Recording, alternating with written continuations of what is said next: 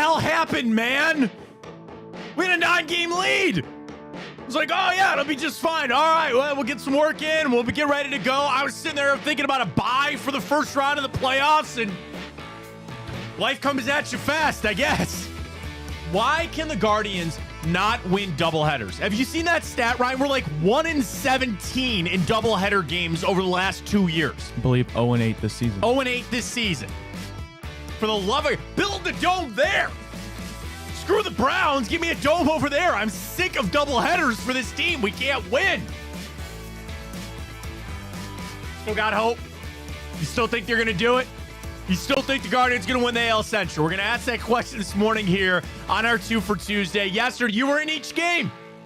You were in it, so you weren't. And man, was that frustrating yesterday for the Guards. And I just hope that that's, again, with how the recency of this team has been with the ups and the downs, but a lot more downs, they need to rebound. They need to rebound quick. Because the problem is if you start letting this fester and get into that clubhouse, you're going to have some problems the rest of the way out. We're going to talk some optimism for the Guardians coming up. Certainly a big day for the Browns. They get down to their 53. There's news on Michael Hall. We'll get to that. Really interesting article this morning on ESPN. They spoke to over 100 players, talked nothing but quarterbacks. Who is the real GOAT? Who are the 3 best in the game right now? And who are the most overrated quarterbacks in the NFL? Well, Deshaun Watson's on one of those lists. I'll tell you what that is. We'll get to that coming up as well. Ken Miles going to join us later today. Big update on Improbable Luck, our big play horse. We'll talk to Ken about that coming up. We'll get to the grid. We'll get to time up. We'll get to the morning update. And I know why you're here, because we got a major giveaway announcement. We'll do it right now, right here on Big Play. Welcome to the show, everybody. I am Matt Fontana. He is Ryan Tyler. That's it, folks. We have a major giveaway announcement. So I very much appreciate Dave and Ken for giving us this giveaway, because, Ryan, we don't deserve it, because we have screwed the grid up pretty bad over the last couple of weeks to not give the great people out there a giveaway. And I said last week, if we'd have gotten the grid, we would have done this giveaway. Dave stepped up and he said, guys, let's do it anyway. We are giving away a foursome to our golf outing on Saturday. You want to come golf with us? You want to golf with somebody else that will be there that I can't tell you who it is? Rage Titanic will be there. I don't know. We're going to be there, and we have a free foursome. This is a $1,000 foursome. Yes. That we are going to give away to somebody. I want to make this easy, and we have to give it away, I would say, by tomorrow, because I'm assuming whoever wins, you got to get your group together. And I don't think it'll be pulling teeth to get your friends to come golf with you for free at Little Mountain. You get the Big Play hat that Ryan's wearing. You get garage beer. You get lunch, get dinner, and a chance to be on Pin Shot. You want to be on Pin Shot with Jimmy and Riz, you got to show up at 11 on Saturday. If not, registration starts at 12. Shotgun starts at 1 o'clock. So again, we are giving this away. Here's what you're going to have to do. We're just going to send a tweet out at Matt Fontana Show. You want to do a simple retweet, Ryan, like we've done for our other giveaways? Yeah, and follow. Follow. You got to be following the show. You can always drop a follow for me. I'm one away from 20,000. We're on the swing up. Don't you dare unfollow me. Don't you do it. Weren't you at 20 before? I was at 20. I think there was a bot cleanup. I'm back below 20. I'm one away from 20. So if you want just the good vibe, go ahead and follow me at Matt Fontana 83. Ryan is at Ryan Tyler 33. But we'll send the tweet out at Matt Fontana Show. All you got to do is follow the show, retweet that, and we're going to select the winner at the end of tomorrow's show. So let that run for well, it's not a poll. So we'll let it run for the 26 hours, okay? So again, we will announce our winner tomorrow, I don't know, 10:50, somewhere around that time as we wrap up the show, because we want to give you time to get your foursome together, probably make plans, all that kind of stuff. So again, it's a free foursome in our golf outing on Saturday. 1 o'clock shotgun, Little Mountain. And I would say this, and I don't know if you want to put it in there, Ryan. It's like hard because you want to go, whatever. I was going to say, don't retweet if you know you can't make it. If you know you're going to the air show, if you know you're going to Florida this weekend or something. But at that point, you know what? So what? Just retweet it, I guess. But we're going to give it away for this Saturday. That's it. All you got to do is show up. That's it. You get all the swag, get all the fun. We'll be there. And if you still want to get your foursome, you go to bigplay.com and you can just buy a foursome if you miss out. But I know a lot of people were interested and want to come. So we're going to give away a foursome. So again, go to Matt Fontana Show on Twitter X. Ryan hasn't even posted it yet. So you can follow, get that out of the way. Make sure you're good on that. And I'm going to wait. I'm watching Ryan type it up. I know we kind of sprung this on. And I appreciate everybody here at Big Play, like Dave and Ken, because they said, nah, man, we got to do this. We got to give this away to the people. So Saturday, foursome, completely free. Come up to us. Whoever wins, make sure you come find us. Say hi. I'll get you a garage beer on me. It's going to be It's a 1 o'clock shotgun start, correct? Correct. Registration starts at 12. So again, you got to be able to, I would hope, again, if you retweet, that you'd be able to make it, but I know things can happen. So it doesn't matter who's in your foursome. Even if you're like, man, I can only get 2 guys, we'll figure it out, man. No problem. But retweet it at Matt Fontana Show. So you have to follow Ryan. Follow the show. Retweet this. That's it. And do you have to put in there that we'll pick the winner tomorrow? Put in there if you can. I know you're typing feverishly. Put in there that we will pick the winner at the end of Wednesday's show. That's it. Winner announced at the end of Wednesday's show. So there you go. I'm waiting. He's almost done. It's almost done. I need to put a golf emoji. Hold up. Oh, okay. Get the golf emoji. I know you could search that fast. There you go. Done and done. Is that it? Yep. Yeah. Proofread it. Give it a good proofread. Okay. August 31st, Little Mountain. Yes. Winner will be picked at the end of tomorrow. Yep. Enter 1 o'clock. Yep. Retweet this Yep. post. Oh, let me tag the golf outing. Yeah. Tag the golf outing. You want to tag us on that? Yeah. Tag everybody. Tag it all. The golf outing has a Twitter handle you can follow. Well, I'm sure we'll retweet it at Big Play. I'm going to retweet it this morning as well. So there it is. Your chance to come golf with us for free. One of the best 4-letter words in modern history. Free. Free. Free. Check it out there. And we'll get our foursome ready to go for Saturday. It's going to be a lot of fun. So hit the retweets on that. I'll send it out this morning as well. And we're happy to see you there. And again, you could still buy a foursome. We still have, I think the charity thing is almost about done, just because everything's pretty much set in motion at this point. But still check it out, bigplay.com. The tweet is out. We're up. We're rolling. Let's go. I'm going to be the first retweeter. Boom. Done. I don't count. I'm already there. Ryan is already there. So again, retweet that for your chance to win the foursome. We'll announce our winner tomorrow, and we'll see you there on Saturday, which is going to be a lot of fun. It's not very fun for the Guardians right now. And,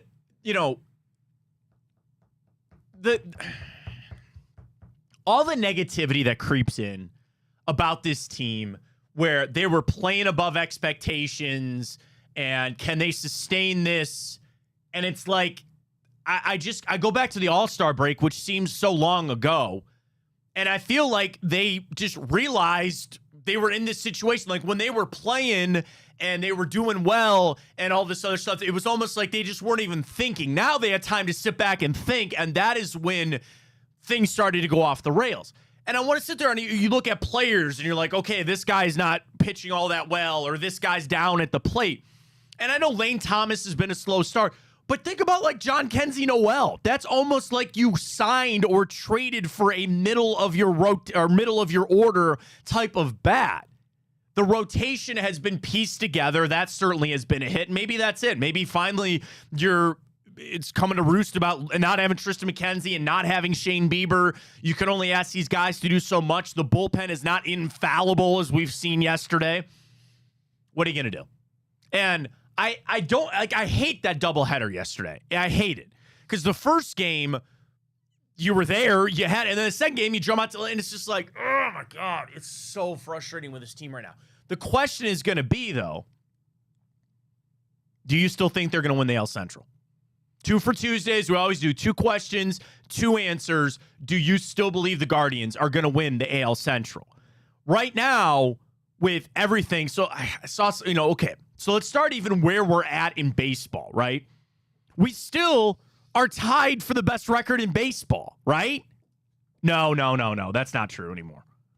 So a week ago, I got this from Brian Shaw this morning. A week ago, we had the best record in baseball. We've gone 2-5 since. And you wake up this morning, you lose today, and you will fall out of the lead in the AL Central. Hammy said this on the broadcast the other day. We have had the solo lead in the AL Central since April. It was April 20-something, I think, that we've had that lead. Not even that we've tied. Right now, we're a game up on the Royals. It's actually the Twins that are faltering at 4-6 in their last 10 games. It's the Royals that are hot. They sweep it out yesterday after they lost a couple games this weekend. Now, is all bad? No. ESPN still gives the Guardians a 95% chance of making the playoffs. But I want to win the Central. You're going to go, at this point, almost 3/4 of the season with a lead, finish the job. And it's like, there's nothing I can be angry about. What am I going to do? Get angry about the bullpen? Get angry that you had to have a starter? You had to go with Sandlin? You should have won that game. That's the game you should have won. Logan Allen, I'm a big Logan Allen defender. I've got nothing left. Ryan asked him this morning if he thinks I could get a hit off of Logan Allen. You wanted that to be our 2 for Tuesday this morning. I was being a little sarcastic. I know, but stuff, that's how bad things are with Logan Allen. But I don't think he is the answer at all. No, and that's the thing. You still have Carrasco on the IL. You still have Cobb on the IL. Good news on him. He threw a bullpen. He's got live BP, I think, today. He'll be back. Boyd has been an amazing find. You're going to lean on Lively and Bybee to do what they do. But it's like there's not one tangible thing to be angry about. There is one thing yesterday about Stephen Vogt and sending Eli Morgan back out there. You were dancing with the devil as you went, right? Sandlin did what you needed to, and Eli Morgan gave you 2 strong innings. Do not send him back out there, man. And that's when it all came unraveled. And then I had optimism for the second game that you'd be able to rally, and the Royals came out, and they punched it up. You know the other thing that really bothers me about yesterday? The Royals know they got your ass now. And that's my fear for tonight. I'm telling you, tonight is a must-win game for the Guardians. And you have all the momentum on the Royals side of things, and they know they got you. It's the opposite, right? The Guardians seem like they're tanking, and the Royals are on an upswing right now. Here they come, man. Can you hold them off in a game that I need the Guardians tonight to act like this is a playoff game? You are at home. You have my guy, Gavin Williams, on there. Now, thankfully, it's Lorenzen for them, and he's solid. He's better than Gavin Williams. Can I just get that magic Gavin Williams? Can I get him to – we've seen it at times, and I'm a Gavin Williams apologist over here. Can we get that start from him tonight and win what I'm dubbing is pretty much like a playoff game? Am I wrong for that? Like, for tonight, I have to have this tonight. Guardians are the favorite tonight, but, dude, you got to get this, man.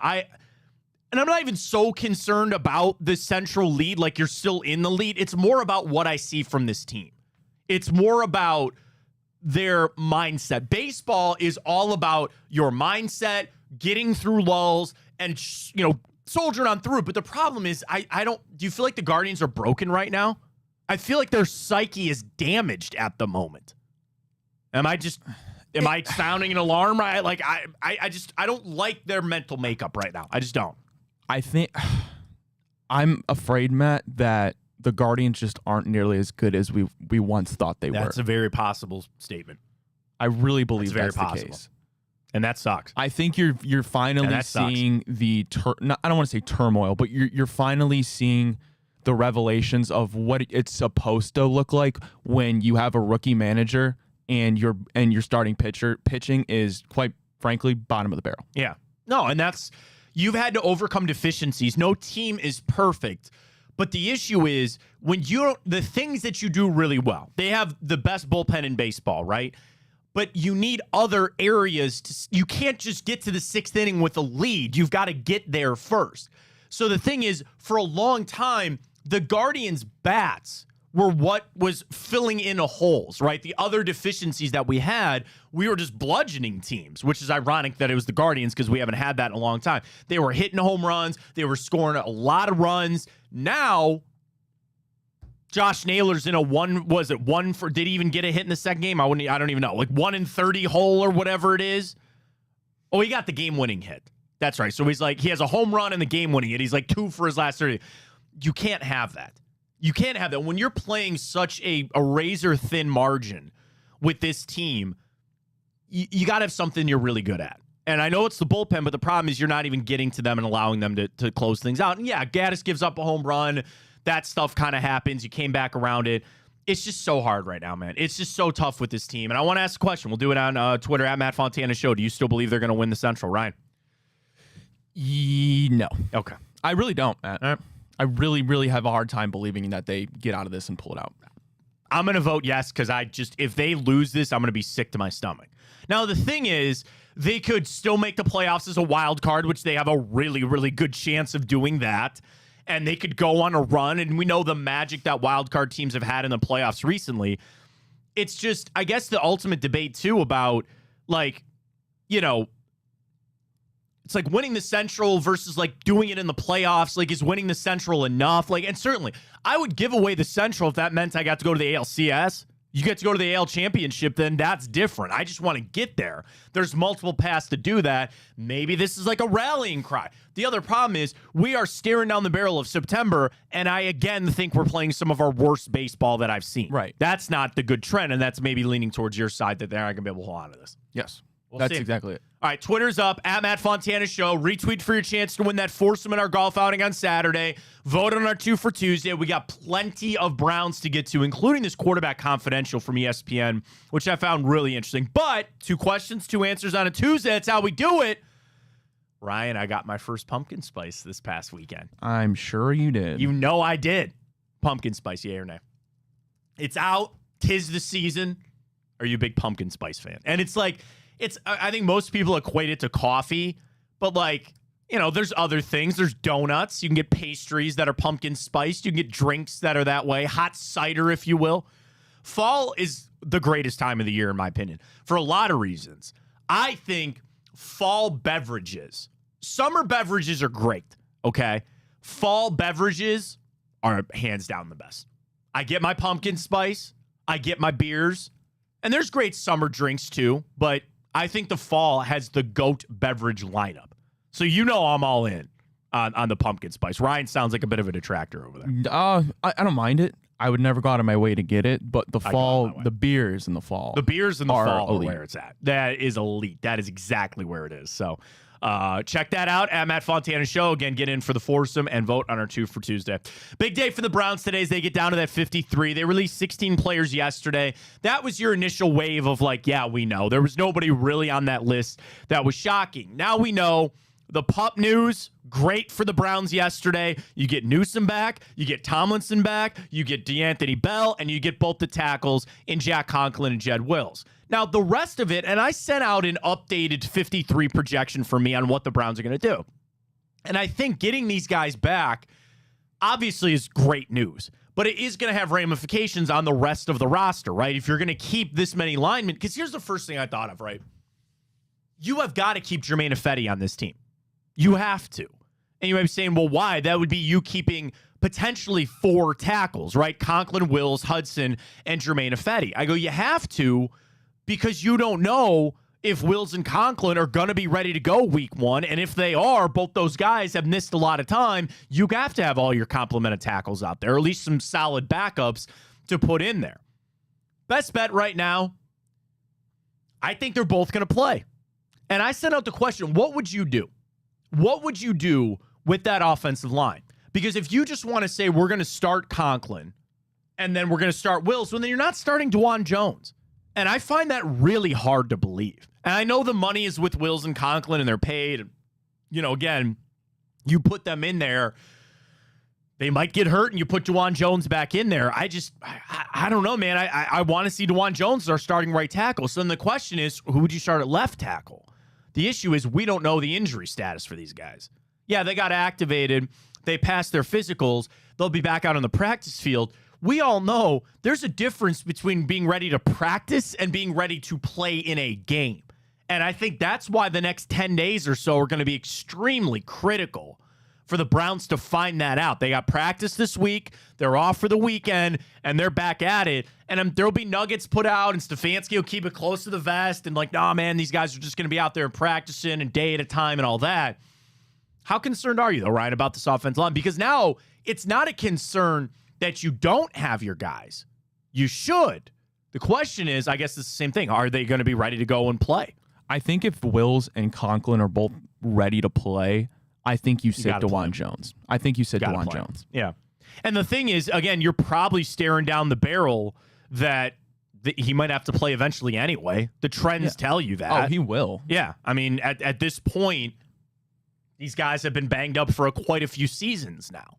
And I also think about when it comes back to Deshaun Watson, because inevitably all of this conversation is going to come back to Watson. And I made the declaration yesterday that some people... I got a lot of response to this yesterday.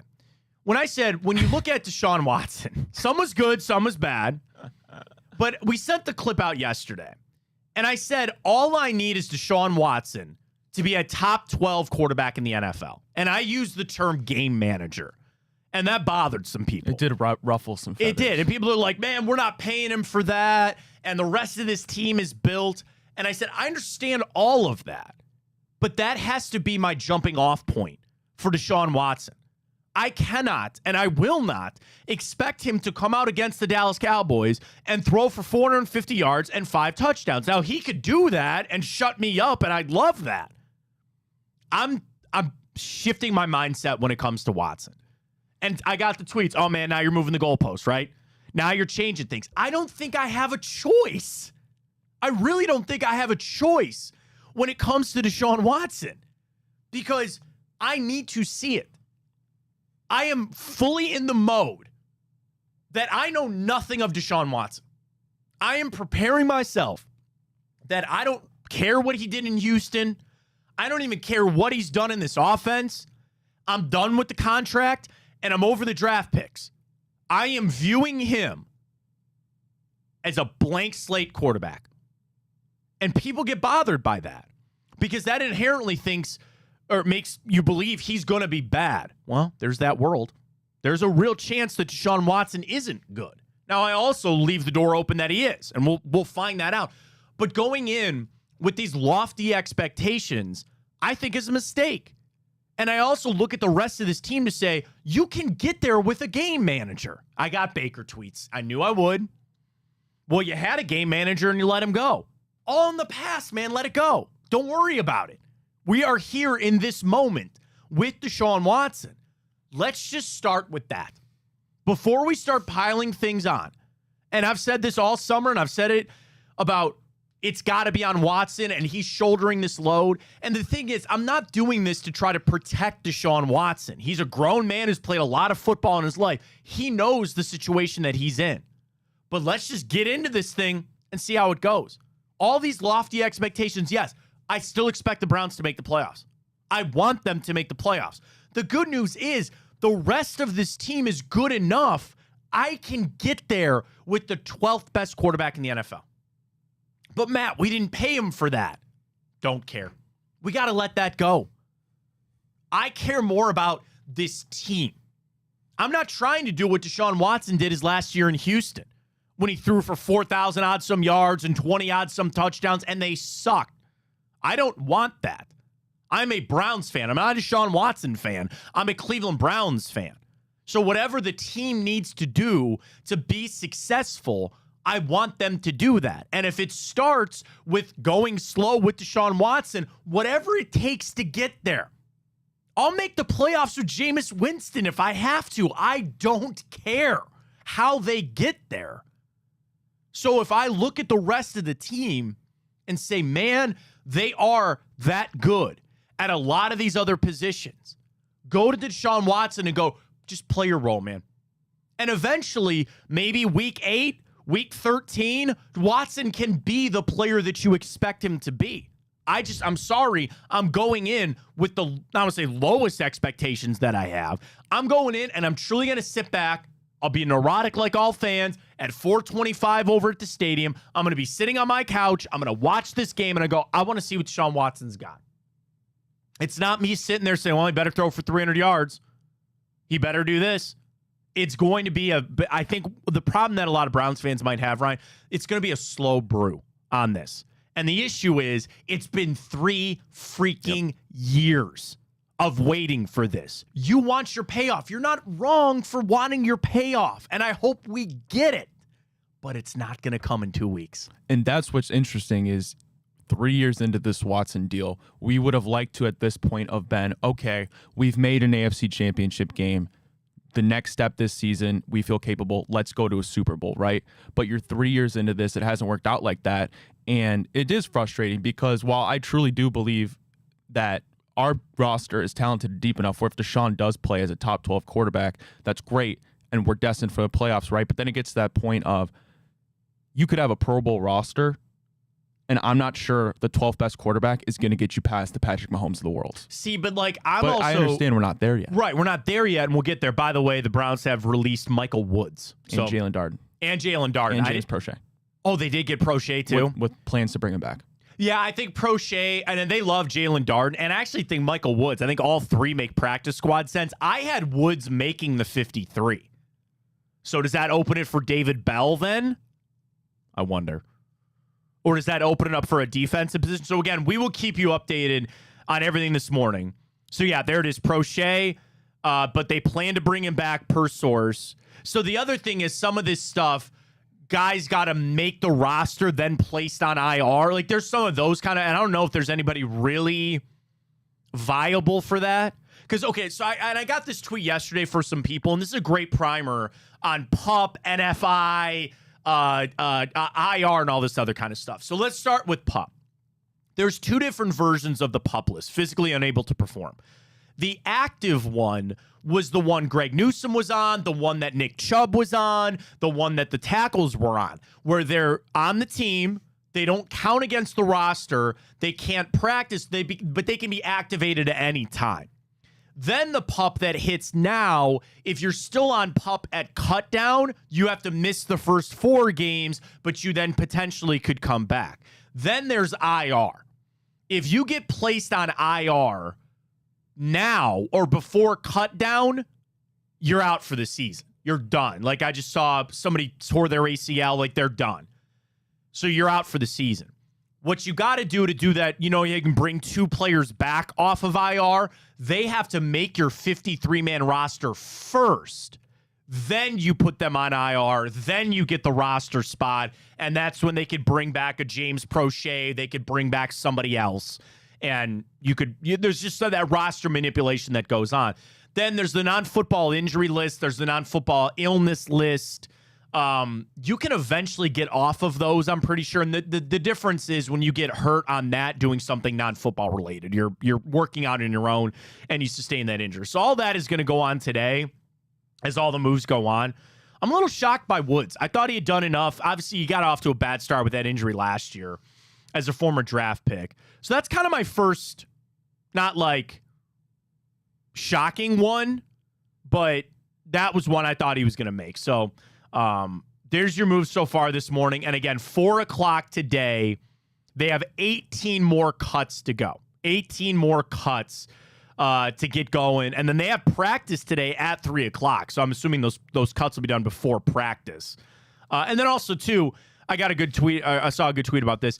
There's the initial 53 where you get your team together, but then other guys get cut. You pick somebody else up. There's a lot of movement to be had before you even get going next week against the Cowboys. So we'll see how it goes. Keep your eye on that. We'll keep you updated on it.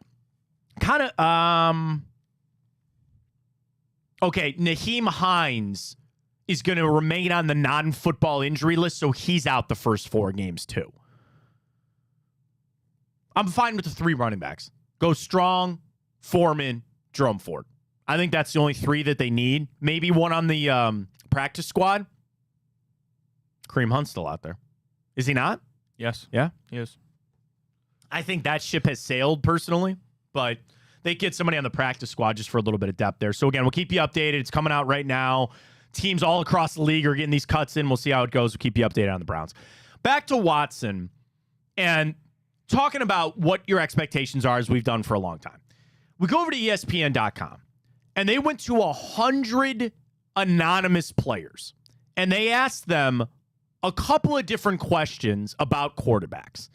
The top 3 quarterbacks, the rookie who will have the best career, the most overrated quarterback, the most underrated quarterback, and the biggest trash-talking quarterback, which I thought was interesting. And the survey came out across 25 different teams, 103 players. So the first question was, who is the GOAT? And if it's not Mahomes, what does he have to do to get there? An NFC South player said, no disrespect to Tom, but I'm taking Patrick Mahomes. Stop it. Pat can do everything Tom can do, and he's mobile. Stop. All right. Another NFC South player. Mahomes is on his way, but he's not there yet. You can't disrespect Tom Brady that way. Bingo. He has 7 championships. It's a smart man. An AFC South player who took Tom Brady. Mahomes is on track to be the best ever. He's got some of the skills you can't teach, but he's not there yet. Of all of the votes, the GOAT, 85 of them went to Tom Brady, 7 went to Patrick Mahomes, and a couple other players received votes. I wonder who those players were. I got to imagine it's like... Is it maybe Jim Brown? No. Some people consider him the greatest of all. Some people will say it's Aaron Rodgers. Some people will say it's Peyton Manning. Some people probably, you have your Joe Montana. I think it's all quarterbacks. Okay. Here's the point total for the top 3 current quarterbacks. So again, what they did was they asked 100 players of their top 3 and gave a point total. So I would imagine Mahomes, Allen, Lamar. Close. Mahomes, Lamar, Burrow. Burrow's correct. 291 for Patrick Mahomes, 124 for Lamar, 51 for Joe Burrow. There were 2 other players that got votes with 39 and 32. And one had to have been Josh Allen. No? Josh Allen got 39. 32 went to, again, other players in the league voting on the best quarterbacks right now. Mahomes 1, Lamar 2, Burrow 3, Josh Allen 4. This guy's 5. Did Dak get some love? No, he didn't. Was it Jalen Hurts? Nope. Okay. The guy you've already mentioned. I haven't mentioned anybody else that wasn't already listed. Uh-huh. You did. No, I didn't. You did. No, I didn't. You did. You said this guy's name already. No, I didn't. I said Mahomes. The first thing we talked about, I said Mahomes, Allen. No, what was the GOAT conversation that we had? Oh. It's Aaron Rodgers. Ew. Yeah, it's Aaron Rodgers. He got 32 votes on that. And 32 points on it. Aaron Rodgers. I mean, again, the guy's what, a 4-time MVP? Yes. He's 40, but I get it. Which rookie quarterback will have the most successful career? Caleb. Caleb got 34 of the votes. Now, second, Jaden Daniels got 30. Mm-hmm. So there's some hype around him. J.J. McCarthy got 10. Penix and Bo Nix each got 8. So that's the rookie quarterback. This is the interesting one. The most overrated quarterback in the NFL. Overrated. As voted on by players. Number 1 on the list, which again, I don't know. Excuse me. This one's like 11 was number 1. Like 11, 10, 10, 9, 8, 7. Like it was really sporadic. Which you got to remember that these guys have an axe to grind because either they play against them or they don't like them or whatever. Is Jalen Hurts on that list? Jalen Hurts was tied for second with 10 votes. Okay, is Brock Purdy on that list? Brock Purdy got 6. He was in the other category. Did people put Dak up there? Dak did not get any votes for this. I would have disagreed with that. Tua. Tua was tied with Hurts for second with 10.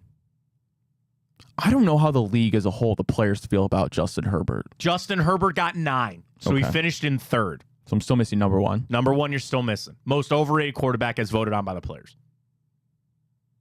Wow. And again, by 1 vote. Right, but still. If I gave you the write-up, it would tell you what it is. Like 1 NFC West on the number 1 guy, too many turnovers. Josh Allen. Josh Allen is correct. 11 for him. Hurts and Tua with 10. 9 for Justin Herbert. Jags, Trevor Lawrence was 8. Deshaun Watson. I don't even think he'd be overrated at this point. Kyler Murray and Brock Purdy rounded out. Deshaun Watson was in there with Herbert, Trevor Lawrence, and all that. Deshaun's not even rated, I feel There's not even a write-up on him because, like, obviously it was just, like, the overarching thing. I mean, I wanted to bring it up for this. We're going to do this for a second. We're going to go to an alternate universe, okay? We're going to take a step aside here. And we're going to act like Deshaun Watson is not the quarterback for our team. Or better yet, act like you're not a Browns fan for like 5 minutes on this. Could you not see that on Deshaun Watson? He had one playoff season. Oh, I can see it as a Browns fan. He had one season that he put up a gaudy amount of numbers, but his team was really bad. He missed a full season. He missed a good chunk of another season, and then he got hurt last year, and he signed a $230 million fully guaranteed contract, which, again, I've been trying to not talk about the contract in this whole thing, but you know that factored in for some of these guys. I could see votes for being most overrated. I really do. Yeah, of course you can. I can see it as a Browns fan. And now that comes back to kind of the tack that I'm playing to start this season out of just taking the step back and going, forget all that, man. Flush all of that out. Set that off to the side and hope that he can reclaim some of that. Now, on the other list of overrated, we could sit here and argue. I don't think Justin Herbert's overrated. I just think he's hurt. Trevor Lawrence, okay, I understand. I don't think Tua is overrated. Jalen Hurts, maybe a little bit. I actually don't think Josh Allen is overrated. I don't. It's all in the eye of the voter here, so to speak. It's what you think or what you take on. Because the question is, all right, I'll do this. Of all of these guys on this list, for the most part, what is kind of the knock on Jalen Hurts? He's got all of these weapons, right? What's the knock on Tua Tagovailoa? Oh my God, look at all these weapons. What's the knock on Brock Purdy? He's got all of these weapons. So what? So what? If you want to call them overrated because of all the weapons that they have, put Deshaun Watson in that crew. I don't care. Because what do those guys have in common? Playoff teams, and the Dolphins and the Eagles are viewed as two top Super Bowl contending teams. You want to knock your quarterback, and even Brock Purdy, I'll put him in there too. You want to knock those guys because they have all of this talent around them. Ryan, I could say the same thing about Deshaun Watson. Now, he doesn't have quite George Kittle, okay? He doesn't have quite Devontae Smith and A.J. Brown. But the rest of the Browns' offense is kind of what I'm getting to about Deshaun Watson. Shed the label, man. Well, there's one label he's not ever going to shed, but we know that. Shed that label of like, oh, he's overrated because he's got all this money, because he's got all these things. How about just play quarterback for a really good football team? How about I just get Deshaun Watson to just be a good quarterback on a really good football team? That's all I'm asking. That's it. And if you want to put that label on him that he didn't deserve that contract or he's vastly overrated, I don't really care. Whatever gets me to an AFC North championship and whatever gets me to the playoffs, I don't care about the rest of the conjecture or what you want to say about Deshaun Watson. Now, the easiest thing is Deshaun Watson plays well. That's the easiest path for the Browns to get where you want them to go. But I don't care about any of this other stuff. I have shut down in my brain any of this other conversation about what Deshaun Watson is or isn't, and we will find out in a couple of weeks. We'll find out as the season goes on. I'm going in. Just play your job, man. And we'll call you overrated. We'll call you whatever you want at the end of the season. Just get there. That's all I ask. Most underrated quarterback in the NFL. Mm-hmm. I got my answer. Okay. Stafford. Stafford was tied for the lead with 14 votes in this. Yeah. And, honestly, and Dak. Dak got 4 votes. He was in the other. He gets so much flack because he plays for Dallas. Now, here's the funny part. There's a lot of guys that carry over from the overrated list to the underrated list. So, again, getting 14 votes in this, Matt Stafford was tied with this quarterback for number 1. Purdy is correct. Yeah, man. I mean, Brock Purdy and Matt Stafford were the most underrated quarterbacks. Very conflicting. Number 3. Actually, there were 4 guys tied with 7 votes, which are good for third on this list. Okay, then you're getting to like, which I don't think he's like very good anymore, but like Derek Carr's of the world. He's not now. No. Mm-hmm. No. Well, even guys like Tua, like people are so conflicted. Tua got votes. So here's the thing. Tua got votes in this for underrated. Herbert got votes for underrated. Jalen Hurts, Lamar Jackson, and Dak Prescott all got other votes. There's still 4 guys that were in the top of this. Baker. No. Good poll, but no. Kirk. Kirk is one. Here's your hint. They're all NFC quarterbacks. Jared Goff. Jared Goff is another. Jordan Love. Jordan Love is the other. Ooh. You'll never get this one. You'll never get this one. You're doubting me? Yes. Ew. Because I'm doubting this guy. No There's way. no way they put Daniel Jones. No. Okay. It's even worse than that, man. It's even worse. Okay, well, then I think because you're a hater, Bryce Young. It is Bryce Young. How is he? Bro, give him a shot. No. He was a rookie with one of the worst offensive lines and offenses in football. He can't see over the offensive line, Ryan. I'm just saying, like, let's take a breath. He was a rookie. Peyton Manning threw 28 picks as a rookie. Peyton Manning was 6'5". Okay. 6'5", and he could throw the football. I'm just saying. Underrated. Give him a Purdy, shot. Stafford, Cousins, Goff, Love, Bryce Young, Herbert, Dak, Lamar, Hurts, and Tua. All getting the votes on that. Best trash-talking quarterback in the NFL. 26 votes for this guy. I used to love watching Phillip Rivers talk trash because he would never swear. He'd be like, "Dog, gummit." Yeah. Or he'd be like, "He's so It's not funny." him. Obviously not in the league. He might be. You know, he wants to come talking. back. Who's jawing at people? Who's jawing at people? When you think about it, you know this guy. You know he loves saying stuff. Really? Yeah. Is he an older guy? No. Middle of the road. He's been on. I think he's been on every one of these lists so far. By the way. Really? Yeah. Literally, I think outside of the underrated, he's been on every one of these lists. I can't really think of a mouthy quarterback right now. I mean, I don't really think Josh Allen be talking. It is Josh Allen. 26 of the votes go to Josh Allen for the biggest smack talk. I guess I'm not between the lines. Number 2, 17 votes. Guy we saw do a lot of trash talking around this place. Baker freaking Mayfield. He be John. He loves talking. Discount double check. Aaron Rodgers there in third. Mahomes, Burrow, and C.J. Stroud all got votes. Siaki Ika got the axe. Here's my shocked face.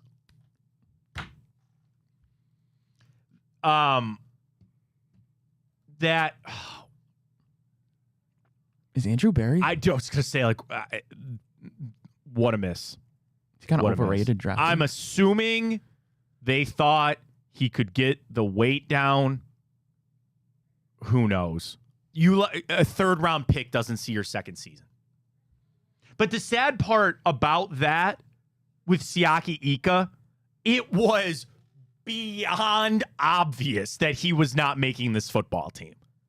And I look at that D tackle room and I see a lot of depth there. And I had questions even on my, like, is Quentin Jefferson for sure to make this team and all that? Now you open this up, dude. They're going to release him with Mike Hall going on the commissioner's exempt list. You know, we didn't even get to that. Now it's as good as times anyway. Mary Kay with the reporting, it sounds like Mike Hall is going to go on this commissioner's exempt list. So we know the story as it's gone, right?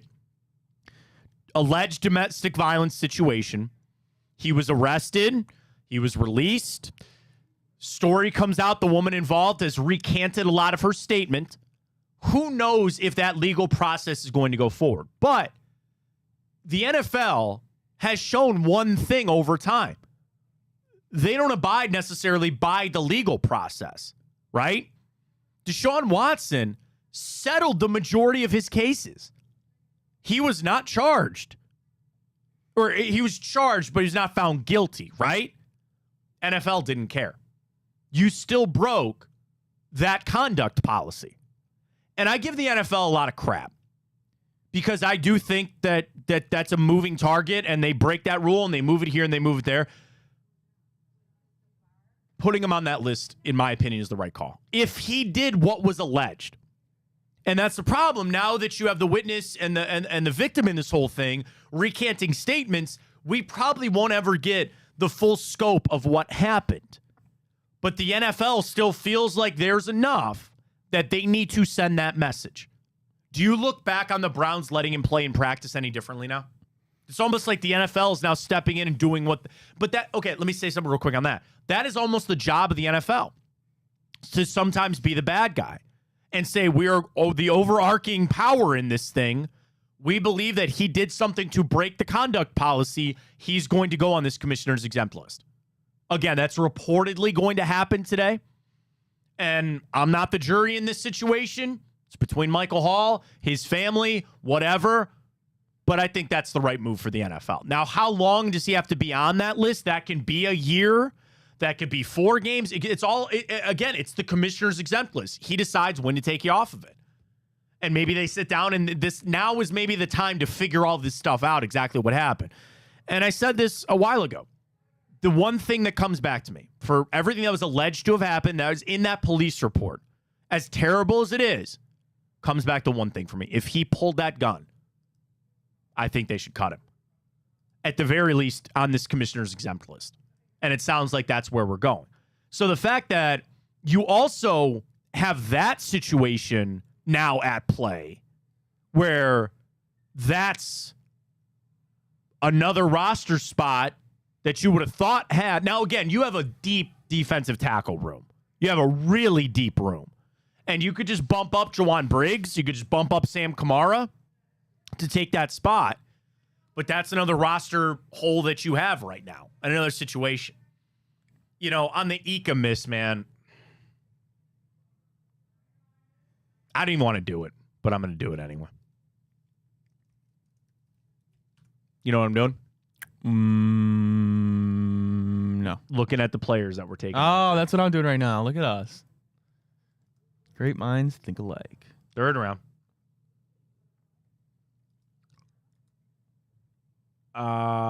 Okay, so we took Ced Tillman. Where the hell's Siaki Ika? Oh, 98th overall. You didn't need Jake Moody. Keely Ringo, the corner. Although I don't think he's really done much. And it's so hard because you guys have played one, I can't complain. Actually, there's really nobody that I look and I go, man, you missed on that guy. Because here's what I do. I go back to their next pick, which was DeJuan Jones at 111, and that's fine. DeJuan Jones worked out. But you could have traded that pick. I mean, I don't know. Like, that's just, I want to get on it because also you got to remember, too, that was a compensatory pick. And it's not that that's a good thing just to be giving away picks like that, but like, yeah, Siaki Ika gone. And again, it's not a shock, and it's sad that you got to the place that you did, that it was without a shadow of a doubt that he was not making this football team. So it also goes back to, you're going to release a D tackle while your D tackle draft pick is probably going on a commissioner's exempt list, going to miss the first part of the season. You're not sunk there, man. You got Hurst, you got Tomlinson, you've got Harris, you've got Quentin Jefferson. I'll roll with those guys to start. And then again, mix me in some of the rookies that you got. Jawan Briggs season. I thought he was going to make the roster. I really did. At the very least, I think he's going to make the practice squad, but now I think he's got a really good chance to make the 53.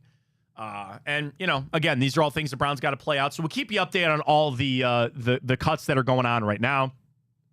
Again, this damn fly.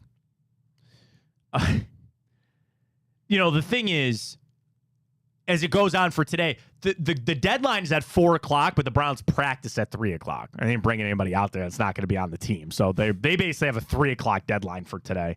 So we'll keep you updated as the Browns go. Ryan, want to go back to our Twitter questions this morning. We started talking about the Guardians this morning and just tough go of it. I need a little optimism. I got to find it in our 2 for Tuesday. You still believe the Central is the Guardians? Oh, you better keep looking. Yes, 47.9%. We're close. No, 52.1%. We're close. I mean, the thing is, let me do this real quick. We're still 17 games above 500 at home, which is pretty impressive. So you got the Royals tonight and tomorrow. Then your Pittsburgh should be able to get some wins there. Then you're at Kansas City for 3, at the Dodgers for 3. Then you get the lowly White Sox, you better sweep. Tampa, Minnesota, the Cardinals, the Reds, and you end the season with Houston. Ryan, I could almost end the season on one computer screen right now. That's how close we're getting down. I still have optimism. I still have faith. I think they're going to make it. I'm going to vote yes. I still think they're going to win the Central. To our second 2 for Tuesday, are you a fan of pumpkin spice? Yes or no? No is leading the way. 67.3%. Yes, 32.7%. Wow. How many? I mean, there goes Sam Kamara. He's back. He's expected to be on the practice squad if he clears. So Sam Kamara also just waived by the Cleveland Browns. All right, take him off the list. I think that kind of seals Jawan Briggs. Kamara was listed as a D tackle, but they have him as a D end. I think McGuire makes it. They already released Isaiah Thomas, and Alex Wright's for sure making this team. So there you go. So it's starting to trickle out a little bit more as the Browns roll on here. Just refreshing. Nothing right now. Amon-Ra Brown, the receiver, not Amon-Ra St. Brown. Amarian Brown. And Trayton Welch. Yeah, okay, so that's tight end, right? Yeah, Zaire Mitchell-Payton had that job locked up. I could see that also being a position they pick somebody up as a tight end to bring in a little competition there. But we'll see how it goes. All right. Kicker, Packers done. We don't need a kicker anymore, which is great for me to say. Patriots are waiving Mitch Wilcox, former Cincinnati Bengal. So, again, you got to remember, too, the guys they cut, they're going to be on the waiver deadline to be able to get it tomorrow and get some other guys in here. All right, we're going to catch our break coming up. We got the morning update. We got plenty coming up in hour 2, but want to remind everybody of our giveaway for our golf outing. It is up at Matt Fontana Show. We started the show by announcing it. We've already got quite a few entries.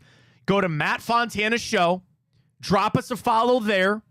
Retweet the post, and you will have a chance to win a foursome for the Big Play Golf Outing, August 31st, this Saturday. We are picking a winner tomorrow's show. So, again, we ask people to only retweet if you can actually make it.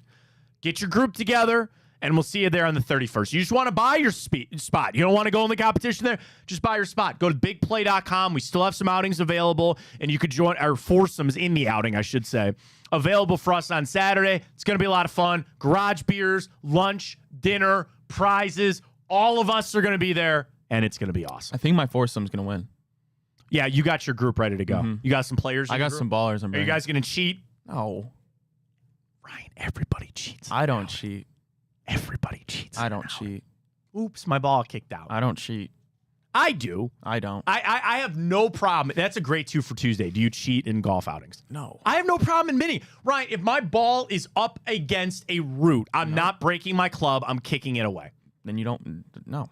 I'm not taking a stroke. You're no better than Michigan. If I was in something that was, like, I guess, highly competitive, or like if I had a chance to, everybody goes to a golf outing thinking, hey, man, I'm just here to have a good time. Or if you're actually going to win, maybe.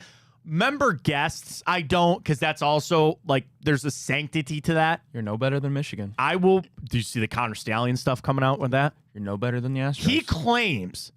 He claims that he was not advanced scouting for Michigan. Did you see that? No, I did not. They released, so I saw this on ESPN this morning. Former Michigan football staffer Connor Stallions told NCAA investigators that he never participated in advanced in-person scouting and didn't purchase tickets for other people to go scout their opponents. He made the claims in an April interview with NCAA that was included in the Netflix documentary that got released yesterday. He's the alleged ringleader in a vast sign-stealing operation, which he's accused of sending people to scout Wolverines' future opponents and recording play signals from the sidelines. Last week, the NCAA sent Michigan a notice of allegations regarding prohibited off-campus sign stealing. Stallions faces a 3-year ban from coaching that he intends to appeal and challenge. When he was asked by an NCAA investigator if he was aware of the alleged scheme to obtain opponents' signals through in-person scouting, he said, I did not obtain signals through in-person scouting. When he was asked if he ever directed anyone to do that, he said he doesn't recall directing anyone. Is that not one of the biggest can't remember. I'm guilty statements is when you go, I don't recall? Can't recall. Can't recall. Probably can't remember. Can't remember it. So it's just funny that you said you brought him up with all that stuff coming out. I listen, and I don't, my group is good. I don't expect us to be in it. Well, Patrick says, Ryan, $10 says our group beats yours, but I'm not going to take that if you're going to cheat. Within reason. No, there's no cheating within reason. Yes, there is. That makes no sense. That's cheating. That's, again, it's not that we've got a triple bogey and I put us down for birdie. That's not what I'm talking about. It's if the ball's on the cart path, I'm kicking it off the cart path. Okay, that's fine. But that's within reason. Fine, no cheating strokes. Well, yeah, no. That's not what I'm talking about. No. I'm talking about, yes, I'm off the fairway. I'm on the cart path. I'm not breaking my club, and I'll push it out. What, you don't want Pat's challenge there? I'll take his challenge. You don't want Pat's challenge? I'm not scared of Pat. Who's in your group? Me, him, my brother-in-law, my brother. Oh my God, that's easy picking. How do you know? That's easy. How do you know? 'Cause I'm bringing Tiger Woods. Oh, okay. Well, come see him with Ryan. Win your foursome. Go retweet at Matt Fontana Show. I'm bringing some golf heads, man. All right. Browns release safety Chris Edmonds as well. So what do we have this morning? Is that 4? Ika, Darden, Woods, and now Chris Edmonds. Oh, no, and Welch. There's more than that. And Welch, right? Oh, and Sam Kamara. So there's your 6. So by my count, that's 12 more to go. 12 more to go. Oh, I didn't see this yesterday. Abby retweeted this, that the Lions released Donovan Peoples-Jones. I did see that. I'd take him over David Bell. I'd take him over David Bell. I'd do it. Mike Wood's gone. We knew that. That sucks, man. I thought he was going to make it. He'll be back on the practice squad, though. All right. Wow, Mike says any group that comes in more than 13 or 14 under is absolutely cheating. He goes to plenty of charity outings and he's watched it. Not if it's a 4-person scramble. Well, that's the thing. Like, I've seen groups that I go, you brought ringers. You know what I mean? Right. Because if it's a 4-person scramble, I'm willing to bet you my group finishes. We should all finish under par. Right. Now Little Mountain is not I wouldn't say Little Mountain is an overly challenging course, but it's not easy. Like, I played it a lot, so I know where to go and where to be and all that kind of stuff. Trust me, I've been all over that course. But I've seen ones that they bring straight ringers. Like, you have near scratch handicap. Are we doing handicaps for this? I don't think so. No. I think it's just whatever group gets the best. Because that's the thing. You'll play in outings or member guests. Not doing no handicap. I will admit, I sometimes... But, okay, when people ask me, and you have not... You've seen me golf like 2 holes, right? No, I wasn't there. Oh, you weren't there at Akron. I mean, Bruce told me you can. Oh, I can bash. Yeah, I can hit it. And honestly, my irons have been pretty solid this year. So, like, in a way, it's cheating when somebody asks me, they go, "What's your handicap?" And I always just say 15 because I'm an amateur. So I could go out there and be a 15 handicap. I could go out there and be an 8. I could go out there and be a 28. There's a wide margin for me. There really is. And I don't have a USGA handicap. I don't pay for that service. So I can come up with it if I needed to. But I don't need it. We're about to whoop you. You are not. Oh my God, it's gonna be a shit show. No. It's gonna be a shit show. Tell me, who's in your group? I got my buddy. Well, you obviously don't know any of them, but Brendan. Yeah, same thing. I said my group, and they're like, "Oh yeah, those guys suck." You don't know. My brother-in-law Todd's really good. Brendan, I'm bringing Brendan, Kyle, and Jason. Kyle sounds like a golfing name, so yeah, that kind He's a dog, and Brendan is probably the best. He's a dog, and Jason golfs a lot. He's good. Okay, well, that's the funny part because out of us 4, I'm easily the worst. But I've not seen you golf, so I don't know. The thing is also about any outing, as you know. Okay, let me ask you this: do you have somebody that can drive it straight? Yes. Okay. Do you have a wedge player? Yes. Do you have a putter? Yes. Okay. Irons are finicky, right? What you need, like anybody in that group, is somebody that I'm just going to put that out and play it safe. I actually think that's going to be my buddy Pat. I played with him for the first time. I was impressed. He's the one talking mess in the chat. Yeah, I know he is. He's all excited to go. Trust me, I am too. He's actually, I was surprised. So and I'm putting this on him right now. He's going to have to be our straight driver. Now, the issue is my brother-in-law, Todd, he's dealing with an elbow issue. He's been dealing with this all golf season. Now the excuses begin. He's been dealing with a little tendinitis, okay? So it's been a rough go for him. But normally, he is a very straight driver of the golf ball, and he can hit it. I think the wild card in this whole thing is my brother. Because my brother, he's like, he can be hot or cold. And I just played an outing with him where it's like, again, there's some shots I go, that's the shot that I need. I think we're going to be solid. We'll do that wager on Friday. All right. We'll do that wager on Friday. Yeah. Of your group versus my group. My group's winning. I don't think so. No, 100%. I don't think so. We'll see. What do you think you guys are going to shoot? I've got us. So is it a confirmed 4-person scramble? Yes. Yeah. And if it's not, I'm not showing up. Then I think we'll at least 3 under. Oh, okay.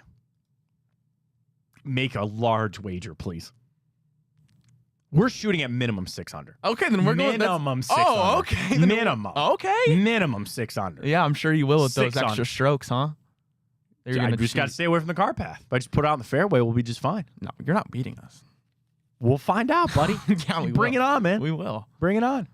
I bet your garage beer there, but they're for everybody. Yeah. They're for everybody. We're having a good old time. Do you know what dinner is yet? I'm about to stir my chat up. Do it. I'm going to say Matt's group is talking shit. I mean, do you know the handicaps of your buddies? Like, are they pretty solid? I'm going to ask him what their handicaps are. Yeah, ask them. I'm interested. Here, hang on. Now my texts are flowing here. Now he goes, if we win, now you just made us sus. And I go, yeah, I've shouted out. Shout out to Dan. Yeah. You can't, like, you're just going to cheat. Yeah. My guy Dan's in for the retweet there. The macho fan. He's in, man. All right. Here we go. Again, you want to join us, you can follow us. I'll tell you what if you put up, like, can we tell Luke, like, we should do this. Our groups have got to be back to back. Yeah. We got to be on the same Let's request that. So I can just hit into you all day. Yeah. Okay. Oh, sorry. My bad. Oh, are you guys putting up there? My bad. It That's breaks right. to the left, Ryan. That's all right. That's all right. I'm I'll just telling give you crap all day. We're winning the whole thing. All day. It's going to be fun. It's going to be a lot of fun. And that's the nice thing too is this outing I just know, like, I know the group that we have here. I know how much fun we had golfing at Firestone. Oh, it's gonna be a blast. This is gonna be so much fun. It's gonna be a like blast. there's outings that could be like stuffy and dude, we got a lot of prizes ready to go. We've got all the celebrities, but we're out there just to have a fun freaking ass time. And for my group to be Ryan's group. I'm gonna take one look at the special guest that's gonna be there, and I'm gonna turn into prime Tiger Woods.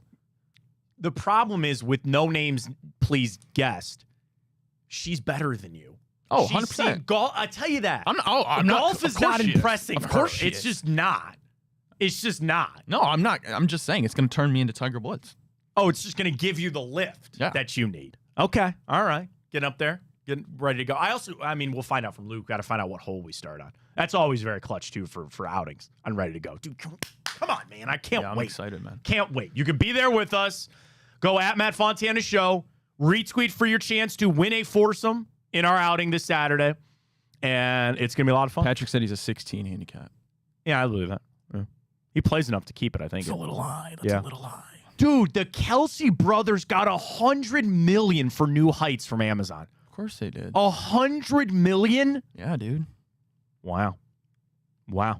That's quite a little bit there. All right, let's catch our break. We'll update everybody on the Browns roster cuts as we go. Got more Watson to get into. We'll do the grid for good measures today. We already got our giveaway. We'll do the other giveaway. What if we got it this week and we do 2 giveaways this week? That'd be cool. The foursome and the other thing we want to give away. Let's do it. So we'll get to all that coming up. Stay with us. Fontana Show right here on Big Play. Drop that follow. Twitter, Instagram. We're also up on X, or Twitter is X. YouTube, Instagram, Twitch. It's all there. Back right after this. I'm Garage Beer, and this is Bobby Carpenter. Garage beer. Beer flavored beer. Beef with an F? Okay, my bad. It's crisp and cool, and it doesn't taste like ass. I'm Bobby Carpenter. I drink in garages because my wife says I don't belong inside. If you like a cold breeze on your bag, drink Garage Beer. It's American, and so can you. Garage Beer. Beer flavored beer. Well, how do they know I'm doing this? Did somebody leak this out? It's social media. Oh. That's the way social media works now. I thought maybe you were just running that yap.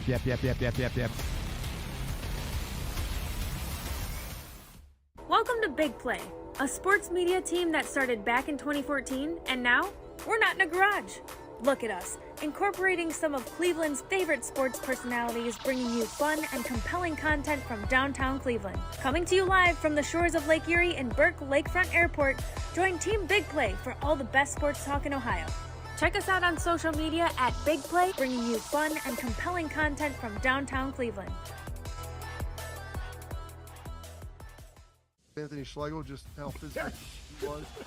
You saw the girth and the power and everything he was bringing to the table, especially when he was a nice beefy 255 playing middle linebacker.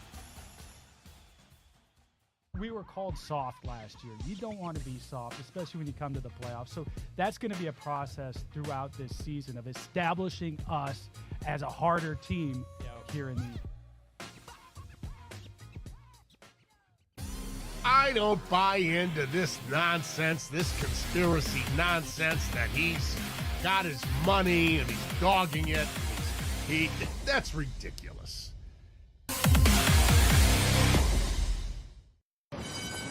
They're off in the Kentucky Derby as Authentic takes them around the far turn. Tis the Laws making his move now, and they're into the stretch. These two stride for stride. Authentic, tis the Law. Here's the wire. Authentic has won the Kentucky Derby.